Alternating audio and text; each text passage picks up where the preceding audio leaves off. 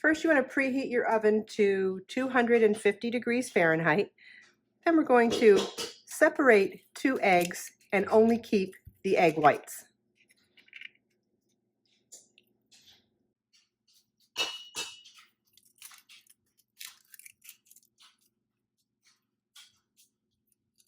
Next, we'll add our sugar. Whoops, got a little piece of eggshell in there. Take that out. You want to whisk the sugar and the egg whites together. Then we'll add a half teaspoon of ginger, tablespoon of cinnamon, and a pinch of Himalayan pink salt, and mix all of that to combine. Then you want to add your nuts to the bowl. You can use any combination of nuts that you like.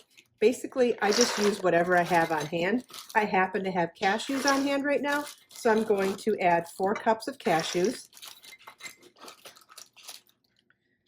But just use whatever nuts you happen to have in your cupboard. Now mix that all together. You just want the nuts to get coated, and you want to pour your coated nuts onto a large baking sheet that is covered in parchment paper. A silicone mat would work as well. Okay, we're going to try to get a nice even layer across the cookie sheet.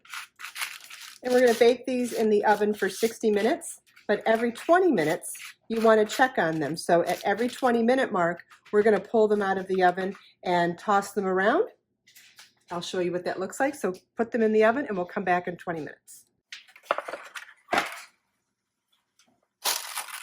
This is after our first 20 minutes.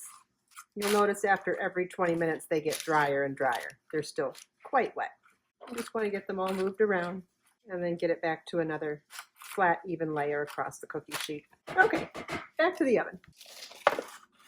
Okay, here we are at 40 minutes, and you can see that they're still wet, but definitely drier than they were in the beginning and drier than they were at 20 minutes. A little stickier. So you just want to be careful and try to get everything scraped off of the bottom and tossed around, and then get it back down to a single layer. We'll put it back in the oven for 20 more minutes.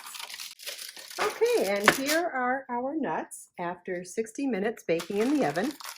And you'll see that all of the liquid coating is now completely dried, or mostly dried.